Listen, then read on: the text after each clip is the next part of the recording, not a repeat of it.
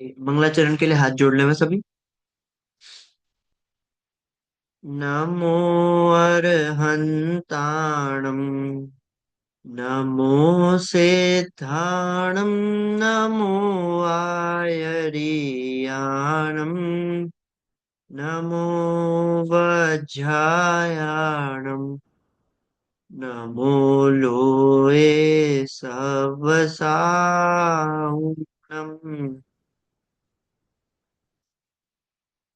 विगत 2 वीक से आप लोग इंद्रिय वाला पाठ पढ़ रहे थे अभी तक, मतलब आई थिंक 3 क्लासेस के अंदर खत्म हुआ है इंद्रिय वाला पाठ। तो प्रश्न पूछ लूं? देखते हैं कैसा पढ़ा है, या पढ़ाया तो सही होगा, देखते हैं कैसा पढ़ा है। दोनों ही बातें हैं। चलो।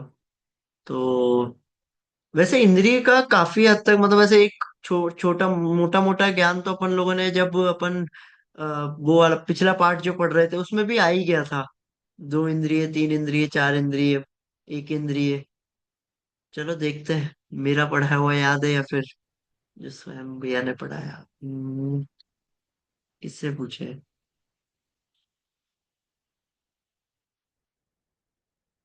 अर्चना जी। अर्चना जी, एक सेकेंड। हाँ। इंद्रियां कितनी होती हैं और उनके नाम? जी। इंद्रियां 5 होती है। स्पर्शन, रसना, घ्राण, चक्षु, कर्णेंद्रिय। हाँ। ठीक है, बहुत सुंदर। अच्छा, कोई मेरे को एक एक एग्जाम्पल देना चाहेगा, 5 इंद्रियों के एक एक एग्जाम्पल, कि भाई एक इंद्रिय में ये जीव आते हैं, 2 इंद्रिय में ऐसे। हम्म, नीलिमा जी।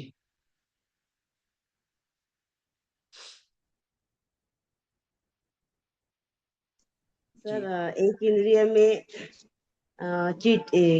इल्ली वगैरह रहती ना वो। मतलब जीव का उदाहरण देना है, कौन कौन से जीव हाँ आएंगे। हाँ। कौन सी इंद्रिय में कौन से जीव आते हैं? पंचेंद्रिय में। नहीं नहीं, एक इंद्रिय जैसे है, तो एक इंद्रिय में कौन से जीव आते हैं? एक इंद्रिय में इल्ली वगैरह हो गई, वो जीव आएंगे। और 2 इंद्रिय में मक्खी वगैरह है ना। 2 इंद्रिय नहीं में जो कीड़े वगैरह होते हैं। नहीं नहीं नहीं। अच्छा, कोई और उमेश जी।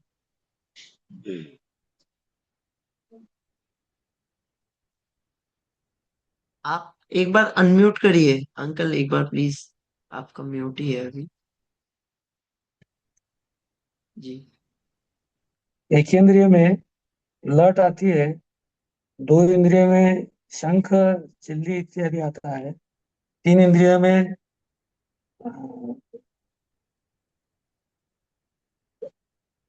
और 4 इंद्रिय में मच्छर, मधमाशी, जो नहीं जीव अंकल, उड़ तीन सकते हैं वो इंद्रिय आते में हैं। क्या बोला आपने? 3 इंद्रिय में? घ्राण करके जो जीव है उसका उपयोग होता है इसमें। सॉरी, कौन से? स्मेल स्मेल करके जो जीव होते हैं मेरे को आपकी उसका आवाज सही उपयोग नहीं आ होता है। रही है। स्नेल? आप स्नेल कहना चाह रहे हैं? स्मेल स्मेल, घ्राण इंद्रिय। मेरे को थोड़ा सा इशू है आई थिंक। नेटवर्क इशू है या जैसा भी है, मेरे को आवाज स्पष्ट नहीं आ रही है आपकी। क्या तीन मेरी इंद्रिय आवाज में स्पष्ट आ रही है? हाँ, खटमल आदि आ जाते, खटमल खटमल आते हैं उसमें। अच्छा जी। और?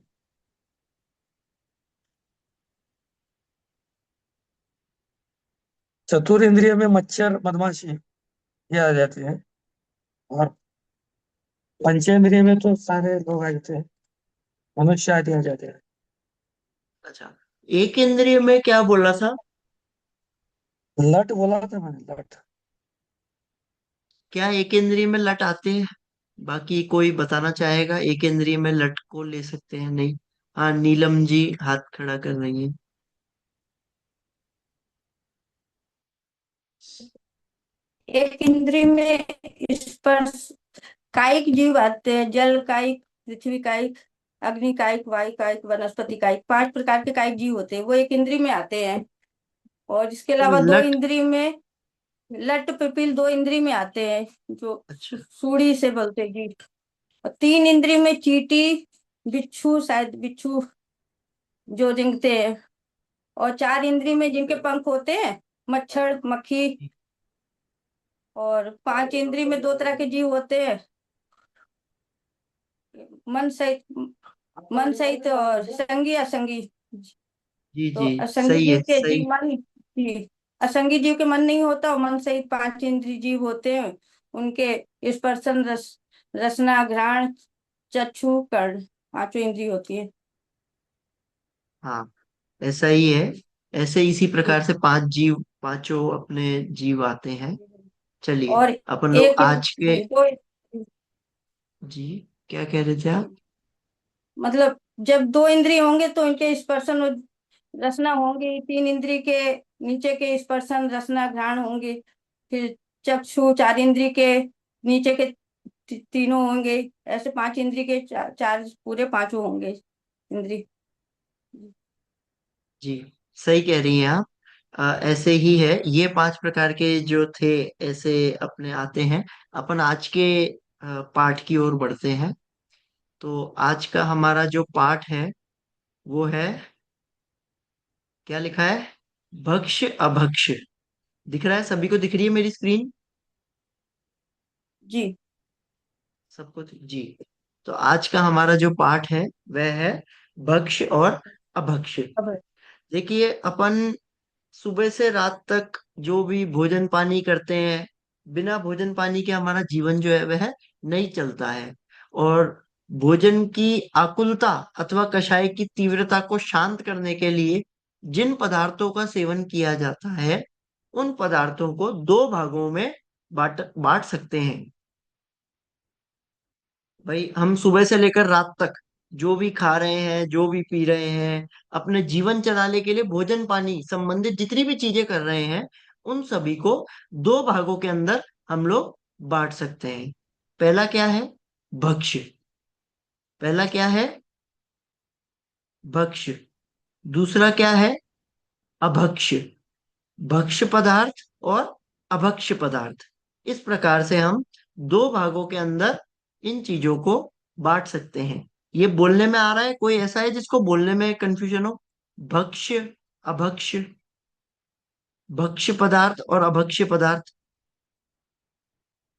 सरल ही है। किसी को कंफ्यूजन हो तो वो बाद में एक बार अपन बुलवा लें।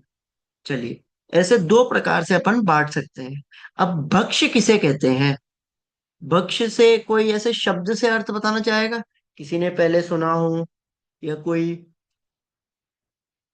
अलग से कुछ बताना चाहे कि भाई भक्ष्य, ऐसे शब्द से कोई शब्दशः अर्थ, मतलब परिभाषा तो हम देखेंगे ही, शब्द से अगर कोई अर्थ निकालना चाहे, शब्द से अगर कोई अर्थ बताना चाहे, हैंड रेस कर सकते हैं आप अपना।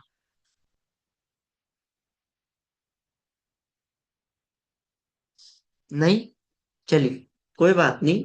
भक्ष्य अर्थात होता है खाने योग्य, भक्ष्य जिन्हें हम खा सकते हैं। और अभक्ष्य अर्थात नहीं खाने योग्य, जिन्हें हम नहीं खा सकते हैं। देखिए, अपन परिभाषाएं देखते हैं। बहुत सरल सरल परिभाषा है, बहुत छोटा सा पार्ट है ना। कोशिश करेंगे कि अपन आज ही इसको कंप्लीट कर लें। नहीं हो पाया तो अगली क्लास में करेंगे। बट छोटा सा पार्ट है, सरल पार्ट है, और अपने दैनिक जीवन से जुड़ा हुआ है कि हम लोगों को क्या चीज खानी, क्या चीज नहीं खानी, क्या चीज पी सकते हैं हम, क्या चीज नहीं पी सकते हैं। इस प्रकार की बातें इस पाठ के अंदर आएंगी। पहला क्या था? भक्ष्य पदार्थ। देखिए, भक्ष्य की क्या परिभाषा है? जो पदार्थ खाने योग्य हैं, उन्हें भक्ष्य पदार्थ कहते हैं। सरल है, परिभाषा बिल्कुल सरल है। जो पदार्थ खाने योग्य हैं, उन्हें भक्ष्य पदार्थ कहते हैं। किसी को कोई कंफ्यूजन? नहीं? बढ़े, आगे बढ़े। अच्छा, कोई अभक्ष्य की परिभाषा बता सकता है अब? किससे पूछूं, जो किसी से भी पदार्थ पूछ लेता हूँ। खाने योग्य न हो वो जी। अभक्ष्य पदार्थ। जी सॉरी, एक और बार बोल जो सकती हैं आप नीलिमा जी? जो पदार्थ खाने योग्य नहीं हो उसे अभक्ष्य पदार्थ कह सकते। बहुत सही, यही है अभक्ष्य की परिभाषा। जो पदार्थ खाने योग्य नहीं हो उन्हें अभक्ष्य पदार्थ कहते हैं। सरल है। इन दोनों की परिभाषाओं के अंदर कोई दिक्कत? इन दोनों की परिभाषाओं में कोई कंफ्यूजन? देखिए अपन लोग थोड़ा सा क्या है ना, ये सरल सरल चीजें पे अपन ध्यान ना देते हुए जो चीजें विशेष हैं, जो चीजें ज्यादा महत्वपूर्ण हैं, उन पर ध्यान देना चाहेंगे। जैसे ये बहुत सरल परिभाषाएं थी, तो अपन लोग इन लोगों को, इनको एक एक बार और बोलते हैं और आगे बढ़ते हैं। सबसे पहली परिभाषा किसकी थी? भक्ष्य की। जो पदार्थ खाने योग्य हैं उन्हें भक्ष्य पदार्थ कहते हैं, और जो पदार्थ खाने योग्य नहीं हो उन्हें अभक्ष्य पदार्थ कहते हैं। बढ़े, आगे बढ़े। आगे जो इस पाठ का सबसे मूल चीज है और जो अपने लिए सबसे महत्वपूर्ण चीज है, वो है ये। अभक्ष्य पदार्थों को मुख्य रूप से 5 भेदों में बांटा गया है। कितने भेद हैं? 5 भेद हैं, है ना? अब 5 भेद कौन कौन से हैं, इनका क्या स्वरूप है, और आप ध्यान से देखिए, ये अभक्ष्य पदार्थों के भेद हैं। अर्थात ये कौन से चीजें हुई जो हम नहीं खा सकते, है ना, जो खाने योग्य नहीं है, ये वो चीजें हुई। तो अब आप लोग देखिएगा कि अपन लोग क्या क्या नहीं खा सकते हैं। चलिए, सबसे पहला भेद क्या है? त्रसघात। क्या है? त्रसघात। दूसरा भेद क्या है? बहुघात। क्या है? बहुघात। तीसरा भेद क्या है? अनुपसेव्य। क्या? अनुपसेव्य। चौथा भेद क्या है? नशाकारक। क्या है? नशाकारक। और पांचवा भेद क्या है? अनिष्टकारक। क्या है? अनिष्टकारक। ऐसे ये कुल 5 प्रकार के भेद हैं। पहला भेद त्रसघात, दूसरा भेद बहुघात, तीसरा भेद अनुपसेव्य, चौथा भेद नशाकारक, और पांचवा भेद अनिष्टकारक। किसी को याद हुए ये 5 भेद?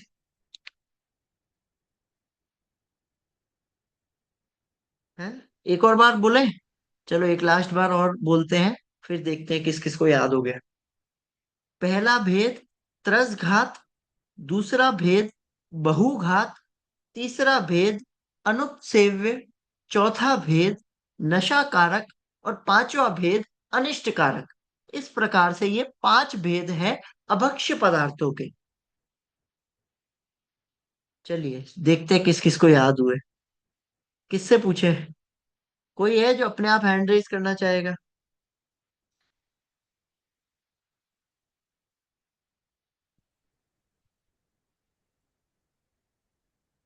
नहीं हुए? एक और बार बोलना है? अच्छा, बोलने में तो कोई दिक्कत नहीं है। अच्छा, मोहिनी जी हैंड रेज कर रही है, चलिए मोहिनी जी बोलिए। अभक्ष्य पदार्थ यानी जो पदार्थ खाने योग्य नहीं है उनके 5 भेद है। त्रसघात, बहुघात, अनुपसेव्य, नशाकारक और अनिष्टकारक। बहुत सुंदर, एकदम सही जवाब है आपका। यही 5 भेद हैं।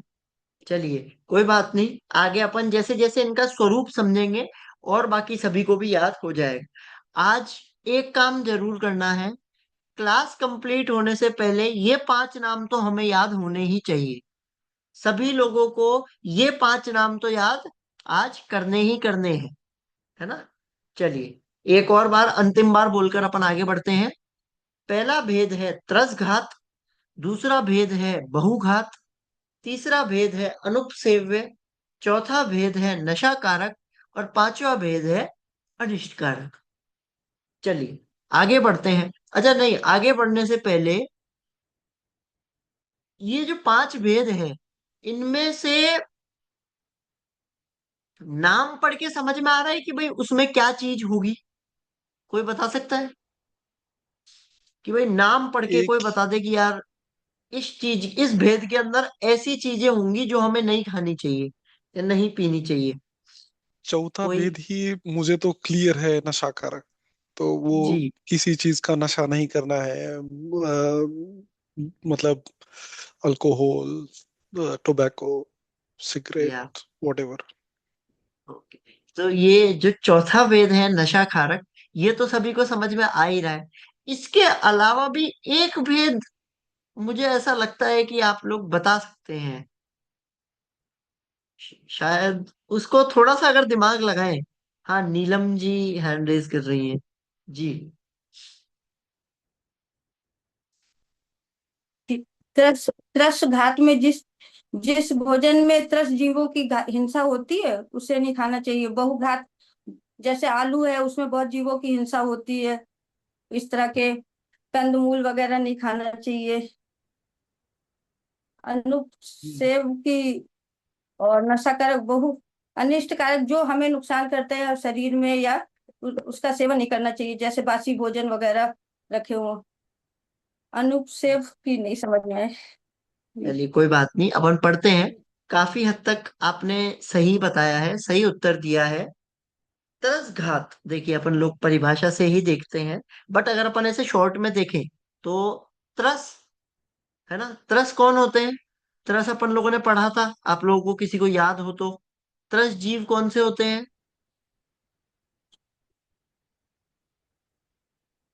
मोहिनी जी ही, और कोई नहीं है बाकी, और कोई नहीं पढ़ता है? नीलम जी और मोहिनी जी पढ़ते हैं? मैं किसी से भी पूछ सकता हूँ, ये तो मैंने खुद नहीं पढ़ा है।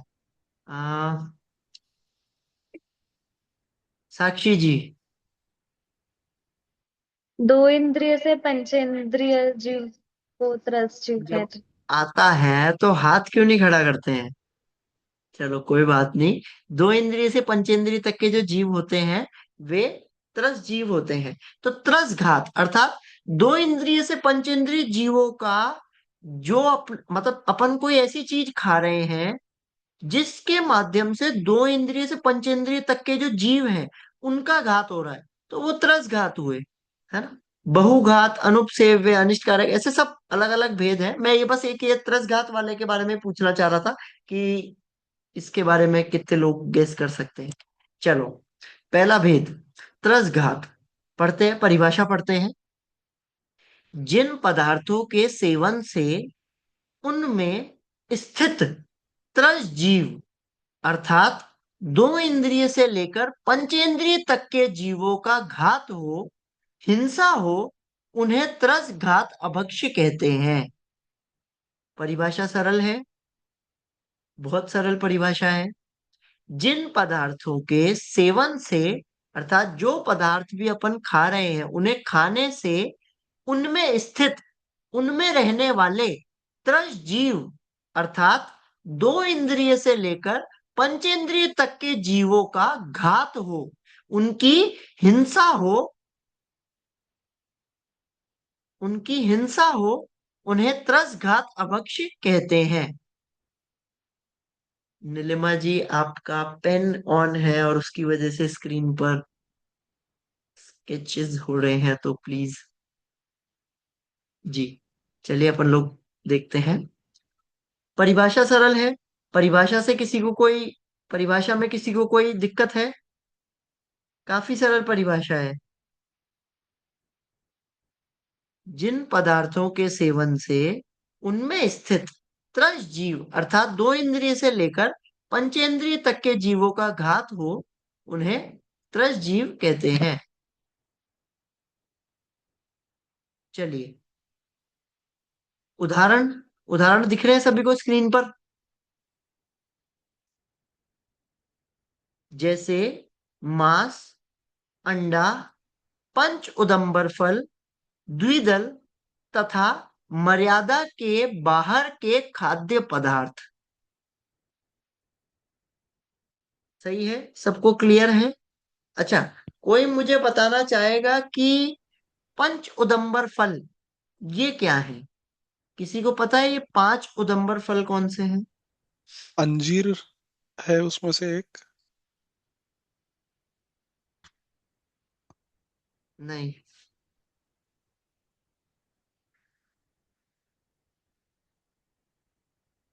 अच्छा, अपन मांस क्यों नहीं खा सकते? इस परिभाषा के हिसाब से हम मांस का, अंडे का, इन दोनों चीजों का, मर्यादा के बाहर के खाद्य पदार्थ, ये जितनी भी चीजें लिखी है ये सब लॉजिकली लिखी है। तो हम सबको भी लॉजिकली पता होनी चाहिए कि हम क्यों ये चीजें नहीं खा सकते हैं। जैसे मांस है, तो मांस किसी ना किसी जीव का होगा, है ना? मांस किसे कहते हैं? मांस अपन चमड़ी या किसी की स्किन काइंड ऑफ थिंग, है ना, उन चीजों को कहते हैं। किसी जीव की हत्या करके जब उसकी स्किन को, उसके मांस को जब अपन पील करते हैं, जब उसको मारा जाता है, तो अपन उसे खाएंगे। तो उससे क्या हुआ? दो इंद्रिय से लेकर पंचेंद्रिय तक के जो जीव थे उनकी हिंसा हुई। अंडा है, अंडे में क्या होता है, एग में क्या होता है ना? एग के अंदर बर्ड होती है। ठीक है, तो अगर अपन एग को ब्रेक करते हैं, एग को खाते हैं, अंडा खाते हैं, तो उसकी वजह से अपन उस इंद्रिय जीव की हिंसा कर रहे हैं। इसलिए हमें अंडा नहीं खाना चाहिए। अब जो बात करनी है वो मुझे करनी है ये पंच उदंबर फल और द्विदल। कितने लोग ऐसे हैं जो ये पंच उदंबर फल और द्विदल को जानते हैं? इनके बारे में कुछ पता है उन? नहीं है? चलिए मैं बताता हूँ।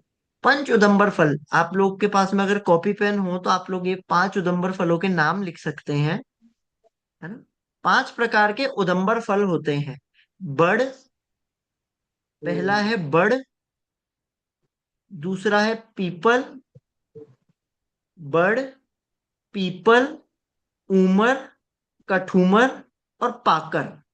मैं वापस बोलता हूँ। पहला है बड़, दूसरा है पीपल, तीसरा है ऊमर, चौथा है कठूमर और पांचवा है पाकर। बड़, पीपल, ऊमर, कठूमर, पाकर। इस प्रकार से पंच उदंबर फल होते हैं। क्लियर है? पंच उदंबर फलों के नाम: बड़, पीपल, ऊमर, कठूमर और पाकर। सभी को स्पष्ट है? पांच प्रकार के नाम समझ में आ गए? सभी ने लिख लिए? बड़, पीपल, ऊमर, कठूमर और पाकर। इस प्रकार के ये पांच प्रकार के उदंबर फल होते हैं। ये पांच उदंबर फल जो है, इन्हें हम लोग नहीं खाते हैं, क्योंकि इनके अंदर क्या है? इनके अंदर दो इंद्रिय से लेकर पंच इंद्रिय तक के जीवों की हिंसा हो रही है, उनका घात हो रहा है। इसलिए इन पांच उदंबर फलों को नहीं खाना चाहिए। अच्छा, अब एक और जो चीज थी वो है द्विदल। ये द्विदल किसी ने सुना है? द्विदल के बारे में कोई जानता है? कोई, किसी ने पहले कभी ये सुना हो? कोई कुछ जानता हो कि भाई द्विदल क्या होता है?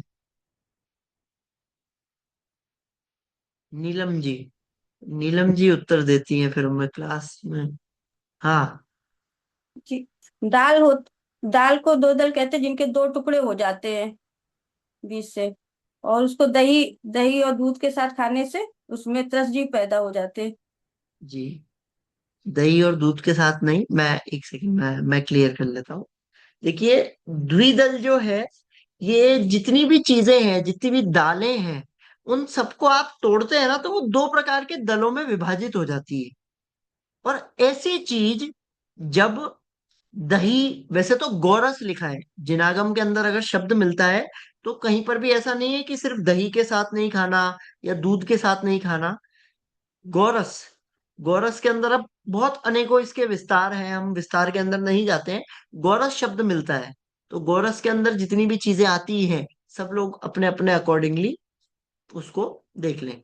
तो जब वो द्विदल गोरस के साथ में मिलकर जब लार पे मिक्स होता है, जो अपना सलाइवा होता है, जब उसके साथ में मिक्स होता है ना, तो त्रस जीवों की उत्पत्ति होती है ना? और त्रस जीवों की उत्पत्ति अगर हमारे मुंह में होगी, तो जैसे ही हम उसको बाइट करेंगे, हम चबाएंगे, फिर हम उसको swallow कर जाएंगे, हम उनको निगल लेंगे, तो उनकी हो जाएगी हिंसा। इसलिए ये द्विदल जो है, ये भी हमारे खाने योग्य नहीं है। ये द्विदल भी अभक्ष्य है। समझ में आया द्विदल क्या है?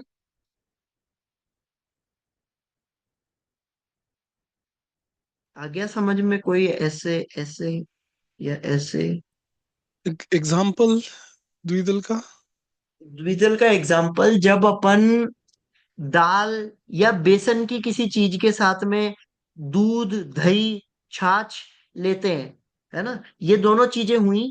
और इन दोनों चीजों, जब ये दोनों चीजें मिलकर लार के साथ में, अपने सलाइवा के साथ में मिक्स हुई, तो फिर उसमें तरस जीवों की उत्पत्ति हो जाती है। और वो तरस जीवों की उत्पत्ति अगर हमारे मुंह में होगी, तो उन जीवों की ऑटोमेटिकली हिंसा होती है।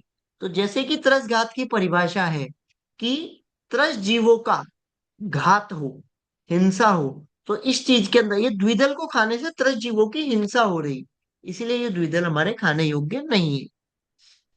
नहीं नहीं, मैं पूछ रहा था द्विदल का एग्जाम्पल क्या है, मतलब कौन से द्विदल है?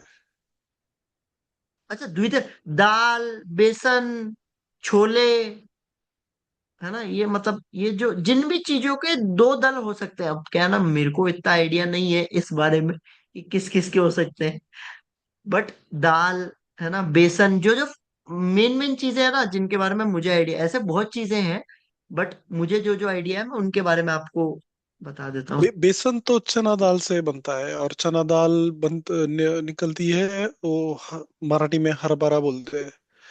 तो तो फिर क्या वो नहीं खाना चाहिए, या उसको गोरस के साथ नहीं खाना चाहिए? उसको गोरस के साथ नहीं खाना चाहिए। ओके। खाने में कोई दिक्कत नहीं है, मैं क्या कह रहा हूँ, ना दाल खाने में दिक्कत है, ना ही गोरस की कोई पदार्थ खाने में दिक्कत है। दाल और गोरस, इनको मिला के खाने में दिक्कत है।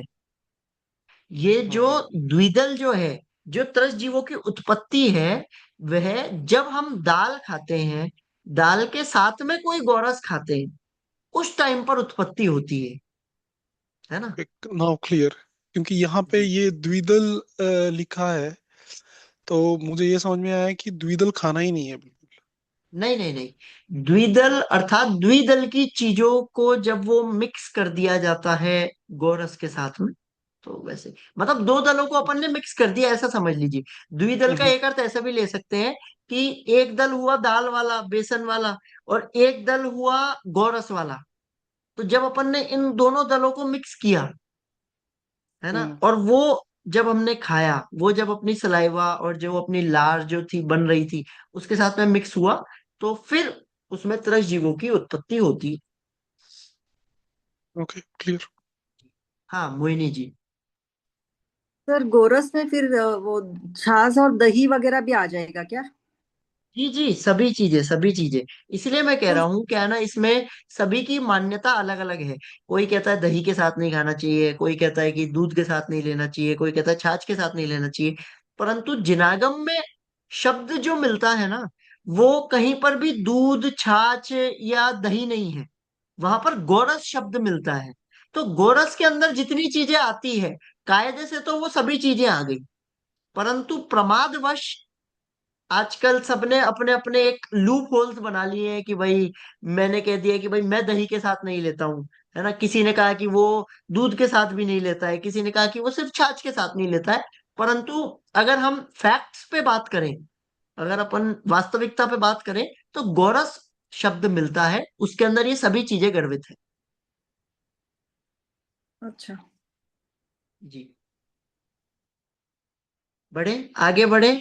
ये त्रसघात क्लियर है सबको? एक बार परिभाषा पढ़ लेते हैं लास्ट टाइम, फिर उसके बाद में आगे बढ़ते हैं। जिन पदार्थों के सेवन से उनमें स्थित त्रस जीव, अर्थात दो इंद्रिय से लेकर पंचेंद्रिय तक के जीवों का घात हो, हिंसा हो, उन्हें त्रस घात अभक्ष्य कहते हैं। जैसे मांस, अंडा, पंचउदंबर फल, द्विदल, तथा मर्यादा के बाहर के खाद्य पदार्थ। सरल है।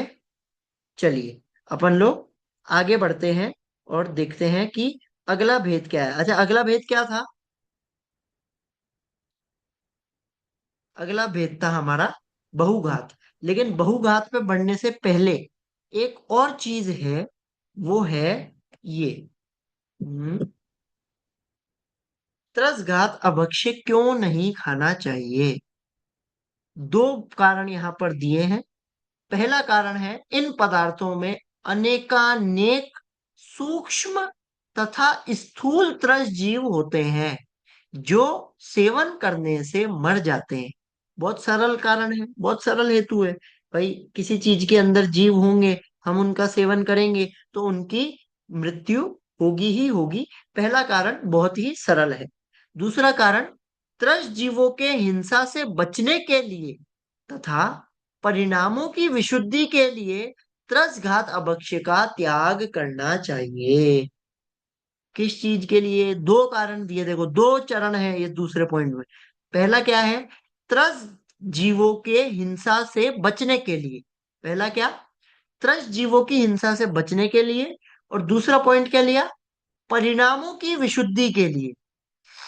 इन दोनों चीजों की वजह से ये त्रसघात अभक्ष्य जो है यह त्याग करने योग्य है। सरल है, दोनों पॉइंट सरल है। बढ़े, आगे बढ़े। चलिए, अगला भेद था बहुघात। बहुघात की परिभाषा देखते हैं। जिन पदार्थों के सेवन से उनमें स्थित अनेकानेक या फिर अनंत स्थावर जीवों का, अर्थात एकेंद्रीय जीव हो, अर्थात पृथ्वी कायिक, जल कायिक, अग्नि कायिक, वायु कायिक, वनस्पति कायिक जीवों का घात हो, उन्हें बहुघात कहते हैं। ये परिभाषा थोड़ी आप लोगों को ऊपर नीचे ना लगी हो, एक और बार इसको मैं समझा देता हूँ। जिन पदार्थों के सेवन से, ऐसे पदार्थों को खाने से जिनमें स्थित, जिनके अंदर अनेकानेक अनंत स्थावर जीव है ना, बहुत सारे, अनंत यानी इनफाइनाइट है ना, इतने स्थावर जीवों का, अर्थात एकेंद्रीय जीवों का घात हो। एकेंद्रीय जीव कौन कौन से हैं? ये पहले भी पढ़ रखा है अपन सभी ने। एकेंद्रीय जीव के पांच भेद: पृथ्वी कायिक, जल कायिक, अग्नि कायिक, वायु कायिक, वनस्पति कायिक। इन पांचों प्रकार के जीवों का घात हो, और वो भी एक नहीं, अनंत, अनेकानेक, बहुत सारे स्थावर जीवों का घात हो, उन्हें बहुघात कहते हैं। सरल है, समझ में आ गई परिभाषा? परिभाषा में किसी को कोई दिक्कत? एक और बार पढ़ लेते हैं। जिन पदार्थों के सेवन से उनमें स्थित अनेकानेक अनंत स्थावर जीवों का, अर्थात एकेंद्रीय जीवों का घात होता है, उन्हें बहुघात कहते हैं। सरल है। त्रसघात में क्या था कि जिन पदार्थों के सेवन से उनमें स्थित त्रस जीवों का घात हो, दो इंद्रिय से लेकर पंच इंद्रिय तक के जीवों का घात हो, हिंसा हो, उन्हें त्रसघात अभक्ष्य कहते हैं। और बहुघात में क्या है? जिन पदार्थों के सेवन से उनमें स्थित अनंत स्थावर जीवों का, अर्थात एकेंद्रीय जीवों का घात हो, हिंसा हो, उन्हें बहुघात कहते हैं। जैसे उदाहरण देखिए, आलू, प्याज, गाजर, मूली इत्यादि जमीकंद है ना। कौन कौन से हैं? आलू, प्याज, गाजर, मूली इत्यादि जमीकंद। सरल है, इसमें किसी को कोई कंफ्यूजन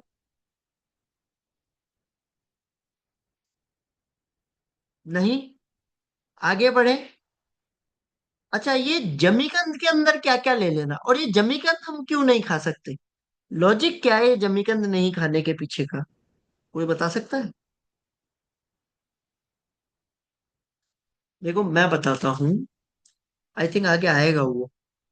आ गया, इसी पे ही देख लेते हैं।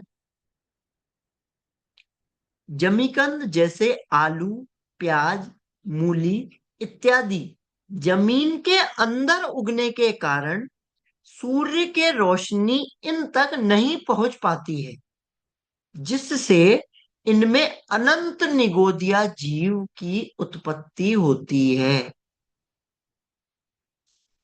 समझ में आ रहा है हम क्यों जमीकंद नहीं खाते हैं? क्योंकि यह जो चीजें हैं ये जमीन के नीचे उगती है। मूली कैसे उगती है? मूली का जो पूरा जो वो है, वो पूरा जमीन के नीचे रहता है। अब जब वो जमीन के नीचे रहता है तो वहां पर सनलाइट नहीं पहुंच रही, और जब सनलाइट नहीं पहुंच रही तो उसकी वजह से उसके अंदर अनंत निगोदिया जीवों की उत्पत्ति होती है। इसीलिए हम लोगों को जमीकंद नहीं खाने चाहिए।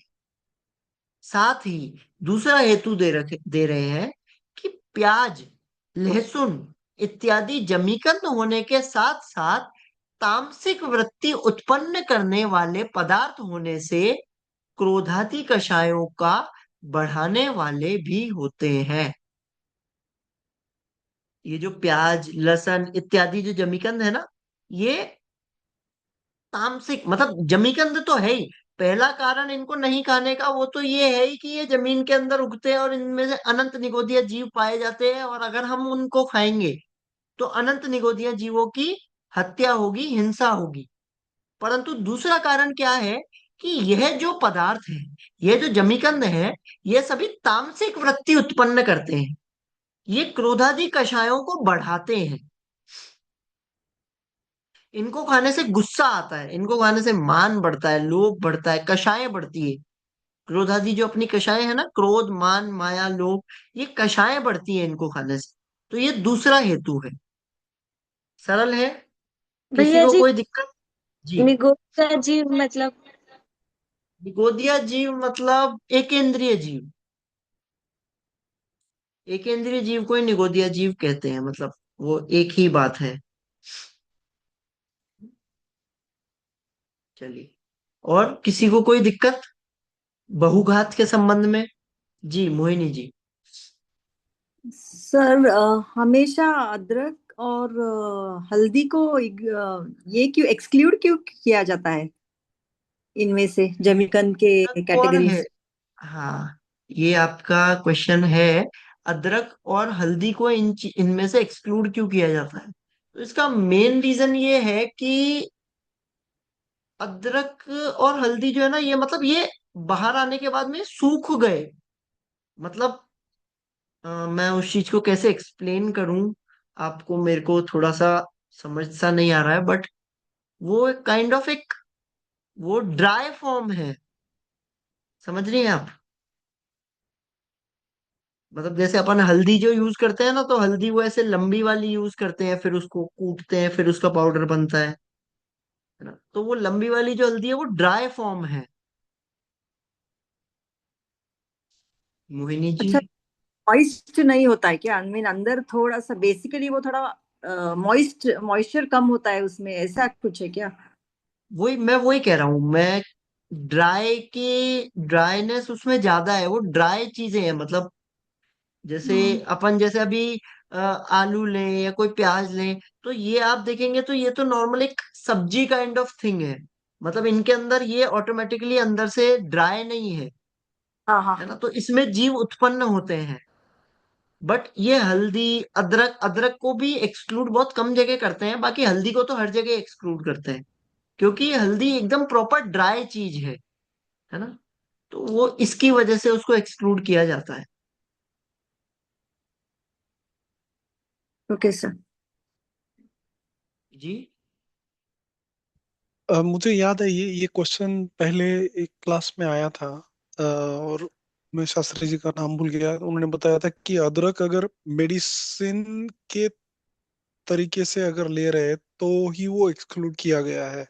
मैं वही कह रहा अदरवाइज हूँ। अदरक एज सच सब इस चीजों में डालो, वो निषेध है। एग्जैक्टली मैंने इसीलिए बोला कि अदरक को भी बहुत कम जगह पर ही एक्सक्लूड किया जाता है ना? बाकी हल्दी तो एक्सक्लूडेड ही है, क्योंकि हल्दी बिल्कुल ही ड्राई ड्राई है ना? अदरक को बहुत स्पेशल केसेस के अंदर इंक्लूड करते हैं, बट ठीक है सभी। चलिए, और किसी को कोई प्रश्न?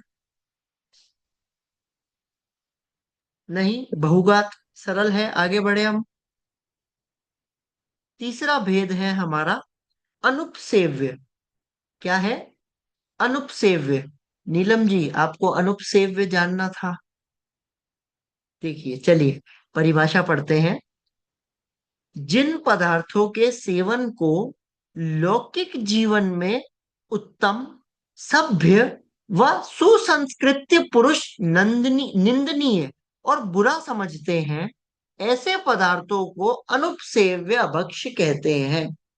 इसको अगर मैं शॉर्ट में कहूं, तो जो चीजें समाज के अंदर जिनको घृणा से देखा जाता है, कि भाई कोई आदमी, जैसे इसके एग्जाम्पल्स अगर आप देखोगे तो क्या है, लार, मलमूत्र, है ना। कोई आदमी स्पिट करके अपना ही जो स्पिट जो उसने किया है, समझ लो थूक, उसको वापस में ऐसे कुछ टच कर रहा है, लार है किसी की, सलाइवा गिर गया और वो उसी को ही वापस, you know what I mean, है ना, मल मूत्र, है ना। इन चीजों को, मतलब जो चीजें समाज में लौकिक जीवन में उत्तम, सभ्य व सुसंस्कृत्य पुरुष निंदनीय और बुरा समझते हैं, जो बुरे चीजें हैं, है ना, जो बहुत निंदनीय है, जो बहुत खराब चीजें हैं, उन चीजों को खाना, ऐसे पदार्थों का सेवन करना, ये अनुपसेव्य अभक्ष्य है। है ना। जिन पदार्थों के सेवन को लौकिक जीवन में उत्तम, सभ्य व सुसंस्कृत पुरुष निंदनीय और बुरा समझते हैं, ऐसे पदार्थों को अनुपसेव्य अभक्ष्य कहते हैं, जैसे लार, मलमूत्र इत्यादि। सरल है, इसमें तो कोई दिक्कत किसी को ही नहीं होगी, ये तो बहुत ही स्पष्ट है ना। किसी को कोई प्रश्न है इस संबंधित? भैया जी, अ, बहुघात पदार्थ में मेरा क्वेश्चन था कि जी। जैसे ग्राउंड नट्स भी होते हैं, तो वो भी जमीन के अंदर होता है, पर वो अपन खाते हैं, तो वही उसके वही पीछे। वाली बात आ गई, हल्दी वाली ही बात आ गई, वो ड्राई है ना। उस वो मतलब ग्राउंडनट आप कोई भी खाएंगे तो वो ड्राई है ना, तो आप उसको खा सकते हैं। या उसके पीछे ऐसा कुछ है कि उसमें, जैसे कि वो ऑयल सीड है, तो उसमें ऑयल के कारण माइक्रोब्स का जो अटैक है वो उसको रेजिस्ट कर पाता है, वैसे ही हल्दी में उसके एंटी माइक्रोबियल इफेक्ट्स होते हैं, तो उस वजह से भी वो रीजन हो सकता है कि dryness is the only reason. No no no, actually main reason जो इसके अंदर लिया जाता है वो ड्राइनेस ही लिया जाता है। क्योंकि अगर अपन उसके खुद के, आप जो कह रहे हो एंटीबॉडीज, या उसके खुद के जो क्या कहते हैं, एक गुण है ना, काइंड ऑफ, है ना, अगर अपन उसके बेसिस पे लेंगे तो फिर तो बहुत चीजें एक्सक्लूड हो जाएगी। दैट्स वाई उन्हें नहीं लिया जाता है, मेन रीजन जो है वो ड्राइनेस ही है। ठीक है। बाकी हाँ, एक अपेक्षा से अपन वो चीज भी कह सकते हैं, बट उसको एक नियम बना देना, एक रूल बना देना, वो एक गलत है, क्योंकि रूल फिर सब पे लगना चाहिए, बट ये रूल नहीं है, ये कुछ चीजों पे तो लग जाएगा बट सब पे नहीं लग पाएगा, इसलिए रूल तो ड्राइनेस वाला ही है। चलिए। जी। अनुपसेव्य में किसी को कोई प्रश्न? एक और बार परिभाषा पढ़ लेते हैं। जिन पदार्थों के सेवन को लौकिक जीवन में उत्तम, सभ्य व सुसंस्कृत पुरुष निंदनीय और बुरा समझते हैं, ऐसे पदार्थों को अनुपसेव्य भक्ष्य कहते हैं, जैसे लार, मलमूत्र इत्यादि। किसी को इसमें कोई प्रश्न है?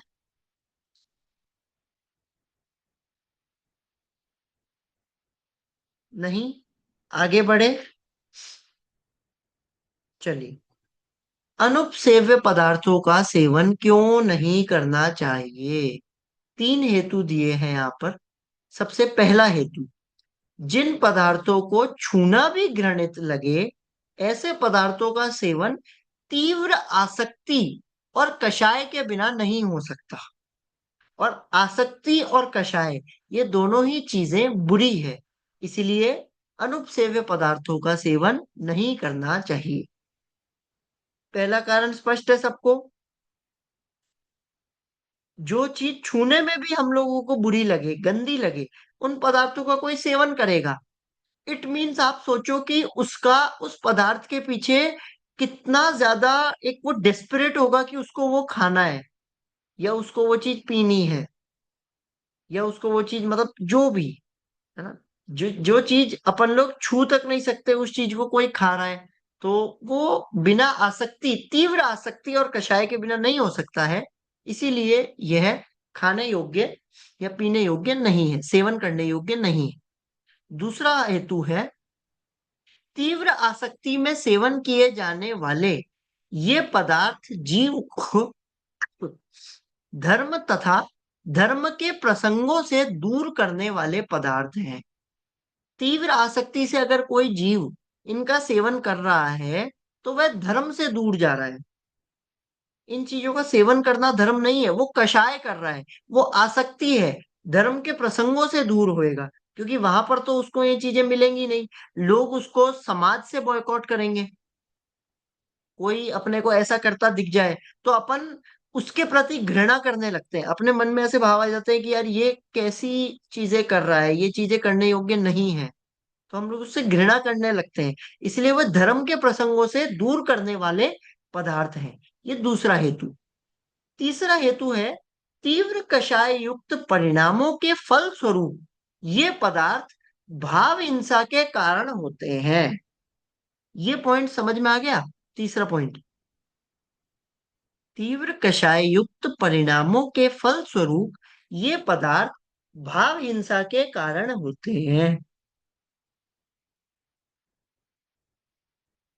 कोई मेरे को समझा सकता है ये वाला पॉइंट? किसको समझ में आया? Third point.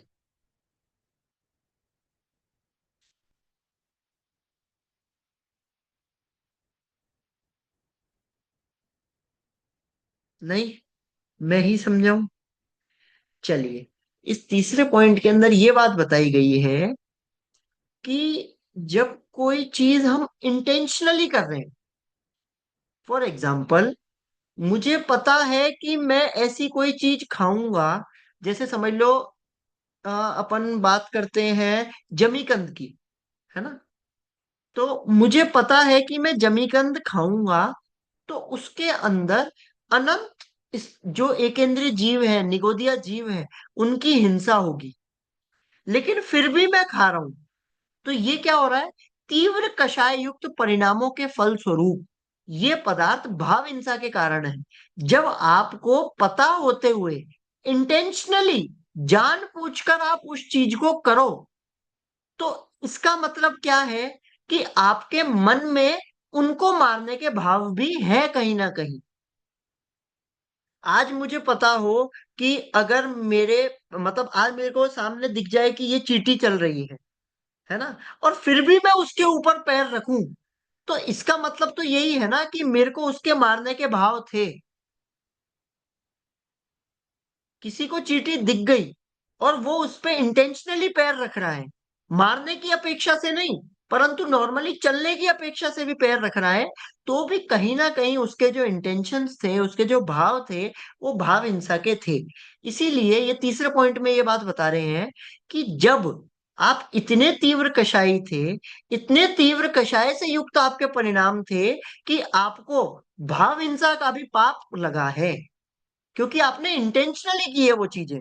क्योंकि ये चीजें समाज में तो क्या कहते हैं, सपोर्ट नहीं है, समाज तो इसको सपोर्ट नहीं कर रहा है, समाज में तो ये चीजें एक्सेप्टेड नहीं है। बट फिर भी समाज इन चीजों को स्वीकार नहीं करता है, फिर भी आप कर रहे हो, मतलब आपकी आसक्ति इतनी है कि आपको उसके पीछे की हो रही हिंसा, उससे फर्क ही नहीं पड़ रहा है। इसीलिए तीव्र कषाय युक्त परिणाम के फल स्वरूप ये पदार्थ भाव हिंसा के कारण होते हैं। भाव हिंसा के बिना ये चीजें नहीं हो सकती। समझ में आ गया? किसी को कोई दिक्कत? समय भी हो रहा है। ये आज अपन ने तीन पढ़े, चलो आज अपन यहीं तक ही रखते हैं। अपन ने तीन भेद पढ़े, है ना? कौन कौन से? त्रसघात, बहुघात और अनुपसेव्य। इन तीनों में किसी को कोई शंका है?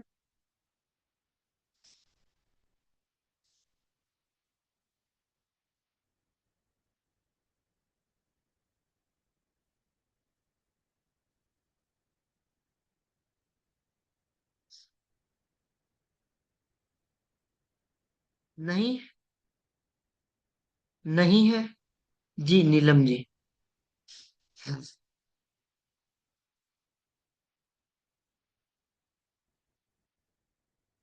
आप म्यूट ही हैं, आपकी आवाज नहीं आ रही है। नीलम जी। जी। हाँ। जी अब बोलिए। जी, बहुघात बताया तो एक इंद्री में ही होगा बहुघात। बहुघात जैसे एक जलपाई इंद्रिय। का जैसे जी त्रस त्रस इंद्री में नहीं होगा। त्रस से नहीं लेकर मतलब बहुघात नहीं आता उसमें। जी नहीं नहीं, अलग है ना। पहला भेद जो है वो त्रसघात है। तो दो इंद्रिय से लेकर पंचेंद्रिय तक के जितने जीव थे, उन सभी जीवों को जी त्रसघात के अंदर ले लिया गया। फिर दूसरा जो भेद है वो है बहुघात। तो जो बचे हुए शेष जो जीव थे, अर्थात एक इंद्रिय जो जीव थे, निकोटिया जीव जो है, उन सभी को जी बहुघात के अंदर ले लिया है। जी। और किसी को कोई शंका?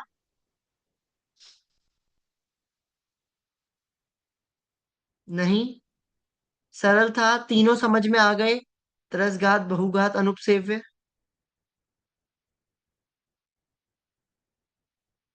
चलिए, ठीक है। अपन आज यहीं तक ही रखते हैं।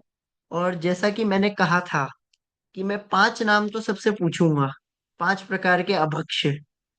तो आप सब एक एक करके जब बोलेंगे तभी छुट्टी होगी, है ना। तो मैं एक एक करके सबसे पूछते जाता हूँ। चलिए नीलम जी, शुरुआत आप ही से करते हैं। 5 प्रकार के अभक्ष्य।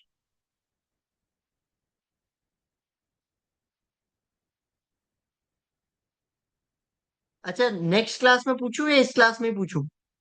जी नेक्स्ट में पूछिए। नेक्स्ट जी में। जी होमवर्क है क्या ये? इतना छोटा सा होमवर्क, 5 नाम जी बस? जी अच्छा चलो, एक काम अभक्ष्य करते हैं, में नेक्स्ट जैसे नेक्स्ट क्लास के लिए, नेक्स्ट क्लास के लिए रखते हैं, नेक्स्ट क्लास के लिए रखते हैं, है ना। ये पांचों जो भेद के नाम हैं, इन पांचों को मैं नेक्स्ट क्लास के अंदर पूछूंगा। सभी को ये पांचों नाम तो याद होने ही चाहिए। साथ में जो 3 भेद अपन ने आज पढ़ लिए हैं, उन तीनों भेद के बारे में भी सभी को मोटा मोटा सबको पता होना चाहिए। परिभाषा भले ही चलिए वर्ड टू वर्ड नहीं बताइए, बट भाव सबको स्पष्ट होना चाहिए। ठीक है? स्पष्ट है? भैया जी पीडीएफ भेजिए। जी, मैं ये वाला ये मैं भेज दूंगा। जी जी। चलिए, अपन अंत करें क्लास को। याद है ये, या फिर मैंने 2 हफ्ते से क्लास नहीं ली तो भूल गए? चलो, अपन ये पढ़ेंगे, है ना। मैं बुलवाता हूँ, मेरे पीछे पीछे सबको बोलना है अंतिम मंगल, है ना। अनंत धर्मणस्तत्वम्, अनंत धर्मणस्तत्वम्, पश्यन्ति प्रत्यगात्मनः, पश्यन्ति प्रत्यगात्मनः, अनेकान्तमयी मूर्तिर्, अनेकान्तमयी मूर्तिर्, नित्यमेव प्रकाशिताम्, नित्यमेव प्रकाशिताम्। चलिए, मैं ये अंतिम मंगल वाला श्लोक भी ग्रुप पे भेज देता हूँ, है ना। नेक्स्ट क्लास के अंदर देखते हैं कौन याद करके आता है। ठीक है। चलिए, क्लास खत्म करते हैं। सभी को सादर जय जिनेन्द्र। जय जिनेन्द्र। जय जिनेन्द्र।